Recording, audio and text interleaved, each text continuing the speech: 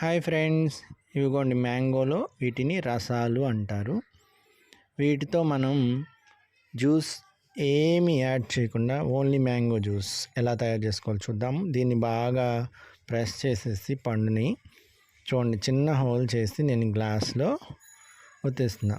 1 కాయకి 1 glass of juice వచ్చేస్తుందండి ఈజీగా ఈ రసాలకి.